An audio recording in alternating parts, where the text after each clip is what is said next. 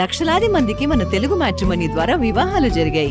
తెలుగు వారి number 1 choice Telugu matrimony. Bhubharati portal ప్రారంభోత్సవానికి ముహూర్తం ఫిక్స్ అయింది. రేపు సీఎం రేవంత్ రెడ్డి భూభారతిని ప్రారంభిస్తారు. పైలట్ ప్రాజెక్టుగా 3 మండలాల్లో అమలు చేయబోతోంది ప్రభుత్వం. ప్రజలకు అందుబాటులో ఉండేలా పోర్టల్ను అప్డేట్ చేయాలని అధికారులను ఆదేశించారు సీఎం రేవంత్ రెడ్డి. ధరణి పోర్టల్ ప్లేస్లో భూభారతిని తీసుకొచ్చిన తెలంగాణ ప్రభుత్వం పోర్టల్ను రేపు ప్రజలకు అంకితం చేయనుంది.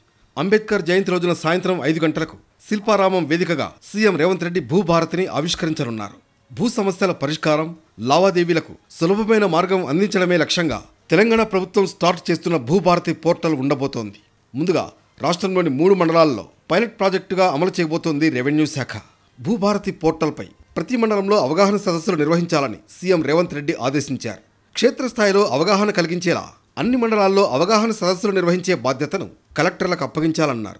భూభారతి పోర్టల్ ప్రజలకు సౌకర్యవంతంగా ఉండేలా చూడాలన్నారు.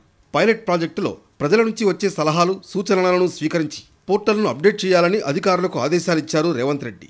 వెబ్సైట్తో పాటు యాప్ను కూడా పటిష్టంగా నిర్వహించాలని సూచించారు. తెలంగాణలో గత బీఆర్ఎస్ ప్రభుత్వం తీసుకొచ్చిన ధరణి పోర్టల్తో ప్రజలు అనేక ఇబ్బందులు పడుతున్నారని ఎన్నికల సమయంలో కాంగ్రెస్ పార్టీ ఆరోపించింది. అధికారంలోకి వచ్చిన తర్వాత ఆ స్థానంలో భూభారతిని తీసుకొస్తామని చెప్పింది.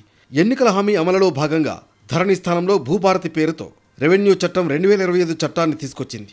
మండల, డివిజన్, జిల్లా, రాష్ట్ర స్థాయి అంటూ 4 అంచెల్లో ధరణి పోర్టల్ సమస్యల పరిష్కారానికి అవకాశం ఇచ్చింది. ఫలితంగా సాదా బైనామాలు మినహా ధరణి సమస్యలు దాదాపుగా సమసిపోయాయని అధికారులు చెబుతున్నారు.